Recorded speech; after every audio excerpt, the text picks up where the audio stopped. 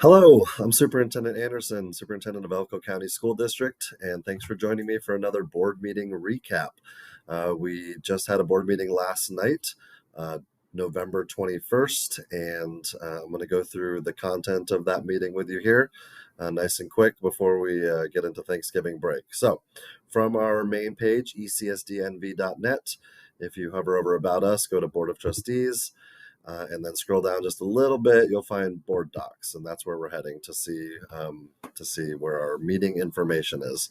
So from this page, if you just click here on Tuesday, November 21, and then view the agenda, then this is where that is located. Okay, so first, before we got into any of the kind of business of the meeting, we actually had quite a bit of like happy, positive things to celebrate this time around. So we started out as we usually do with recognizing our student board member that was with us, and her name was Brianna Perchetti.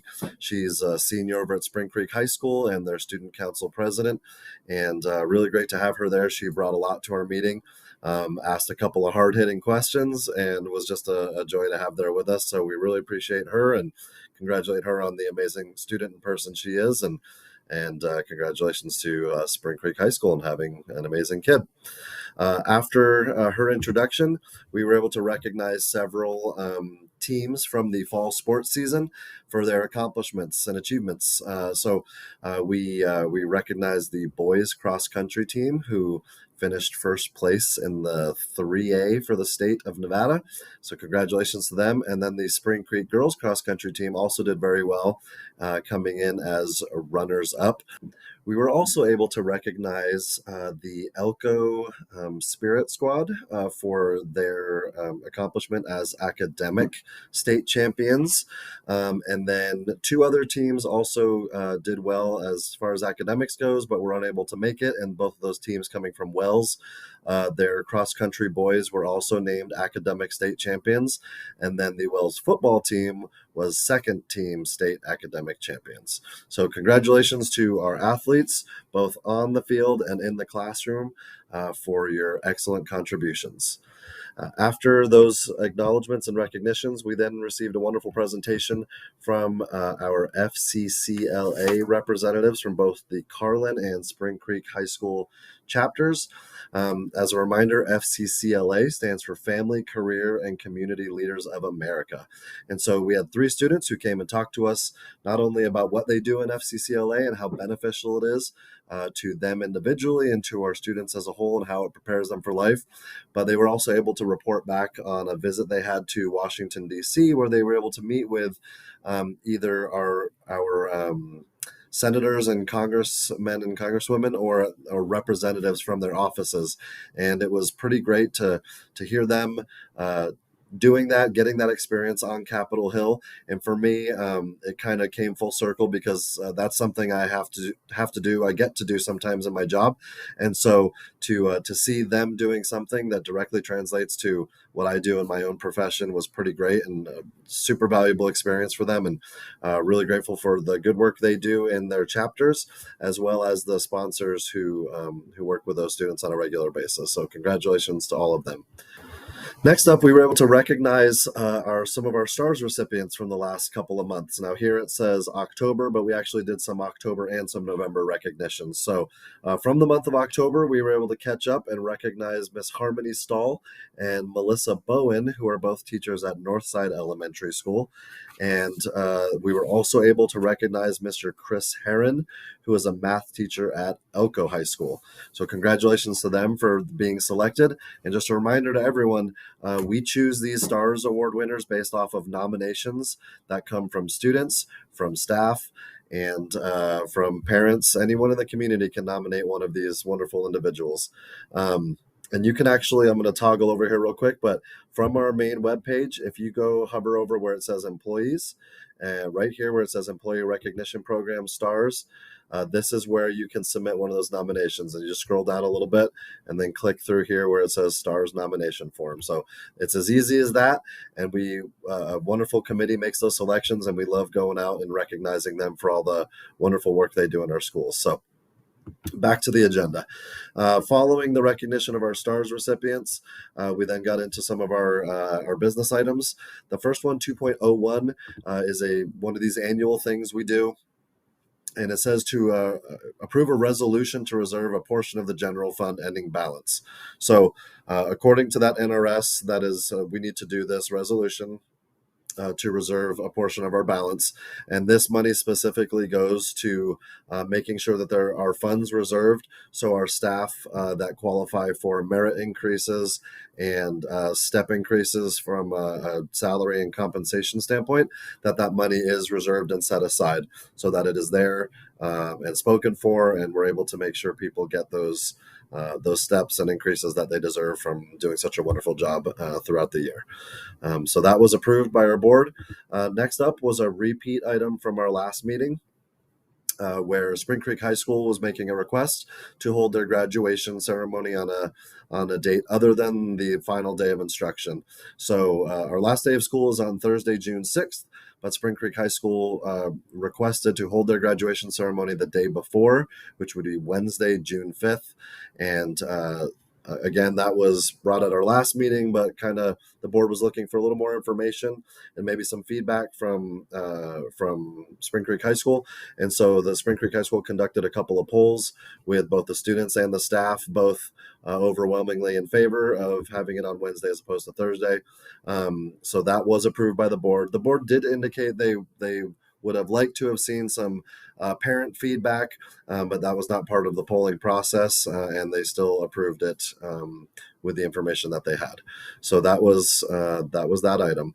Our next one, 2.03, is a repeat of an item from last meeting as well, because we were looking at changing our policy GBB 11, which states how we handle conflicts of interest or identifying potential conflicts of interest with our employees. And so, last meeting, because it was a first review, no action was taken. It came back this time, and there was no additional input, so that was taken care of and approved, and we'll go into our policy manual as suggested. 2.04 was a request to delete policy JHI, which is titled Anomalous Students. And, as you can see, when I bring this up, there's really nothing there. We're pretty sure it was just a procedural error when the old policy manual was brought into a digital fashion, and so there's no substantive content and no need for that policy, so that was deleted. And then this next policy, IKC, for item 2.05, was also requested to be deleted. It's a policy that's roughly 30 years old and dictates how, back then anyway, if a teacher had to cover a class because of a lack of a substitute, then how that teacher would be compensated.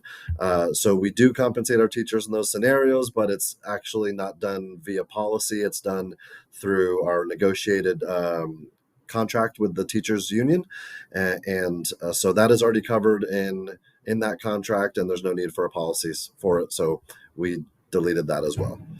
2.06, the board received information from primarily from our Director of Transportation, Mr. Seth Canning, regarding the 2023 Clean School Bus Grant Program, in conjunction with Nevada Clean Energy Fund and Nevada NV Energy. So what we're looking at pursuing is an opportunity where we can essentially at no cost to the district have access to 5 electric school buses.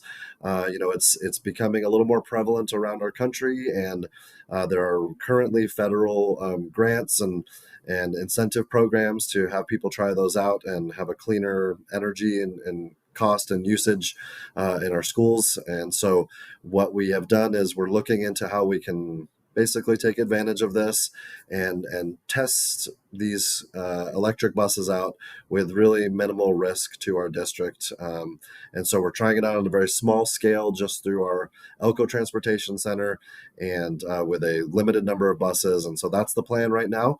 We don't have any buses, on site or anything like that. We're still working through some of those initial phases, but we wanted to make sure the board knew what we were doing, both from a standpoint of taking that action, but also we're always looking for cost saving measures and seeing how this could potentially result in that over time. So kind of a real, not a whole lot of data to pull from this and other experience around the country, so a little bit of a learning phase here, but it's a way we can do that, and looking forward to seeing how that goes. The next policy is so this is a non-action item because it's it's a proposal for a new policy, so it has to be heard once and then it'll be brought back at our next meeting. But this is called the Safe Exposure to Sun policy, JGCF. And so this is something required by Nevada revised statute. And in there, it just basically dictates how we handle and allow students and attendees at our schools to manage safe practices in the sun, so there's no prolonged exposure or burns and that sort of thing. So along with that policy comes there are attempts out there right now to get some sun shade structures for our campuses, and this policy would go a long way to making sure we're eligible to receive those at no cost to our school district. So that was heard by the board, a little bit of discussion, and we'll have it back at our next meeting to hopefully be approved.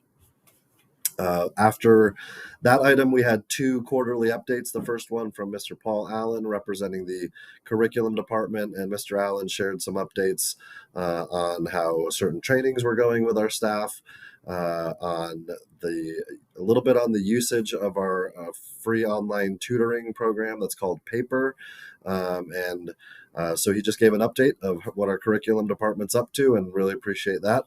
And then Mr. Ray Smith, our Director of School Improvement, gave us an update as well, and his had a couple of primary focuses. One of those was giving an explanation of and a little bit of an overview of the Nevada report card, which rates schools based on certain metrics that the Nevada Department of Education has put together.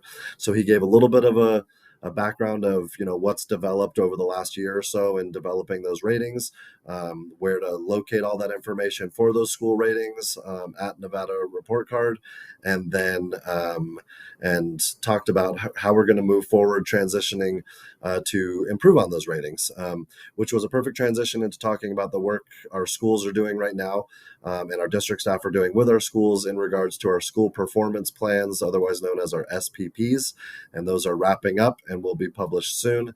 But those obviously work to address areas of deficiency or just places where we know we can get better, and those are in the works. So he gave an update on those processes.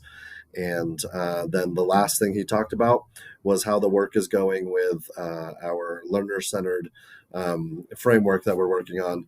We have staff, both teachers and administrators from every single one of our campuses that are working together to, right now it's in the math realm of things, but on how we can have more consistent curriculum developed and implemented across our district at all our schools, regardless of which corner or of our school district you live in, or which school you go to. All our students receiving essentially the same type of education, and so just establishing that consistency, and that's a work that'll be ongoing for years, but we've kind of just barely got going with it with our partnership with a company abbreviated to SCIEI, and we're looking forward to seeing the fruits of those labors as we move forward in the future.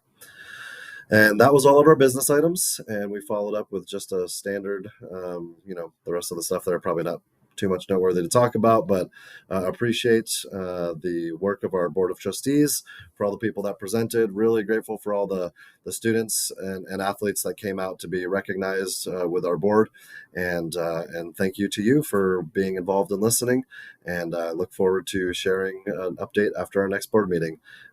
Thank you very much, and happy Thanksgiving.